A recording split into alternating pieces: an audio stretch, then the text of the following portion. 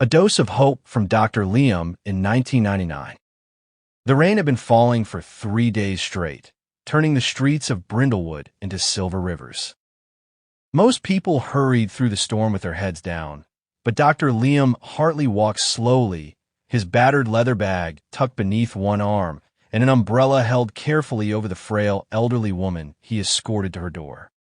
He never left anyone behind in the rain. That was one of his quiet philosophies, the kind he never bothered to write down, but lived by every single day. Liam wasn't the town's most decorated doctor. He wasn't the oldest or even the most experienced. But he was the one people called when the hospital lights flickered, when fear filled the phone lines, when no one else answered. He was the one who brought hope into houses the way sunlight slips in through curtains, silently, naturally, and without asking permission. On a gray Thursday afternoon, Liam received a message from the clinic receptionist. Urgent, come quick. Room 4. Patient who wasn't sick, but scared. Inside sat a teenage boy named Elias, pale, shoulders trembling, his hands tucked beneath his sleeves like he was hiding from the world. His mother stood beside him, helpless worry etched across her face. Elias, Liam said gently, taking the chair across from him. What's going on?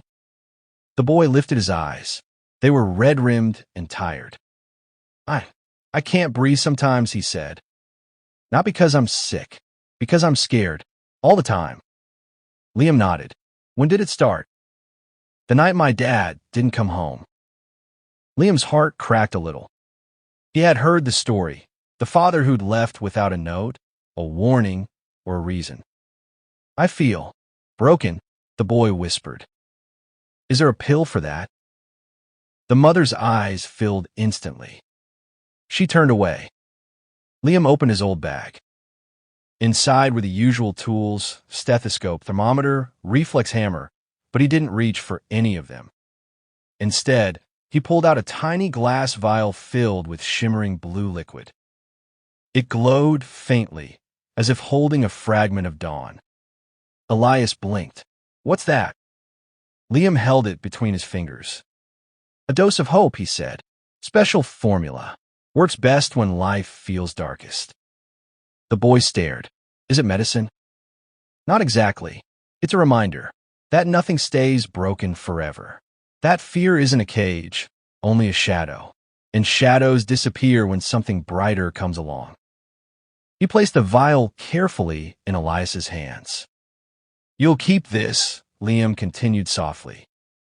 Whenever the fear comes back, hold it, breathe, and remember that you made it through the last time. You'll make it through again. Elias lowered his eyes to the glowing vial. It's beautiful, he murmured. It's yours, Liam said. You're stronger than you think. The return. Weeks passed. The rain returned, as it often did in Brindlewood, but something else returned too, Elias. He walked into the clinic on a sunny morning, this time standing a little taller. He held out the vial. Dr. Liam, I think someone else needs this more now. Liam raised an eyebrow. Are you all right? The boy nodded slowly. Better. Not perfect, but better. For the first time, Liam realized the vial's glow had faded. It looked ordinary now, just colored glass. Hope works that way, Liam said. It shines when you need it, but its real power is what it leaves behind. Elias smiled. The strength. Liam smiled back. The strength. The next patient.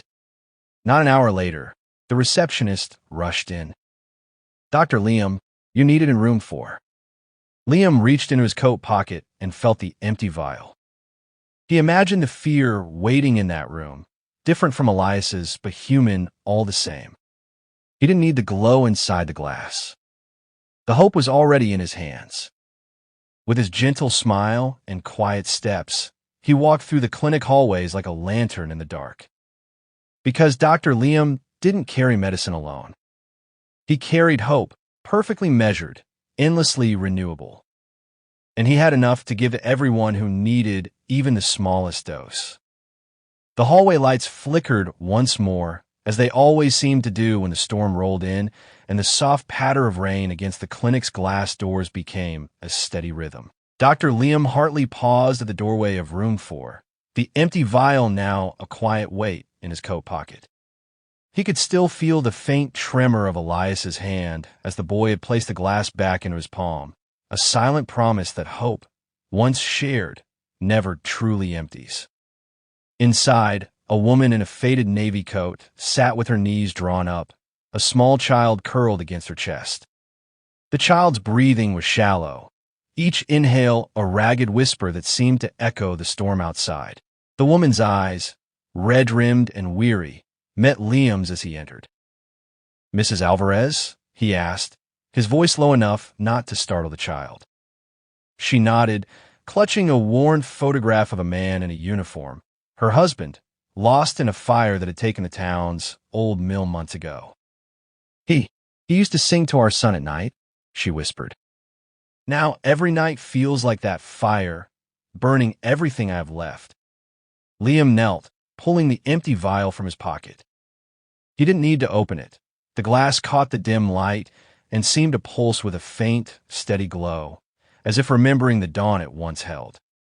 "This isn't medicine," he said, turning the vial over in his hands, "but it's something that helped a boy who felt broken. It's a reminder that even when the night feels endless, the sun will rise again." He placed the vial on the table between them. "You can keep it," he offered. "Hold it when the darkness feels too heavy. Remember that the light you carry inside, your love for your husband, for your son, can be that sunrise." Mrs. Alvarez's fingers brushed the glass, and for a moment the rain seemed to soften, the wind's howl dimming to a murmur. She pressed the photograph to her chest, tears mixing with the rain on her cheeks, but a small, genuine smile broke through. "Thank you," she whispered, the words barely audible over the storm. Liam rose, his steps light despite the weight of the day. As he left room 4, the hallway lights steadied, casting a warm amber glow that seemed to stretch farther than the walls of the clinic. He passed the reception desk, where the receptionist gave him a nod and a tired smile. "Dr. Hartley," she said, "there's a new family in town, just moved into the old Miller house. They're looking for a doctor. I think they could use a dose of hope." He chuckled softly, the sound mingling with the rain's rhythm. "I'll be there," he replied, already feeling the familiar tug of purpose. Outside, the storm began to weed, the clouds thinning to reveal a sliver of pale sky. The streets of Brindlewood glimmered with the remnants of rain, each puddle reflecting a fragment of light. Somewhere, a child laughed, a dog barked, and the town exhaled, ready for the calm after the tempest. And in the pocket of his coat, the empty vial rested, no longer glowing, but still full, its true power hidden not in glass, but in the hands that chose to share it. Liam walked on, his steps steady, a quiet lantern in the lingering dusk, ready to hand out hope to anyone who needed it next.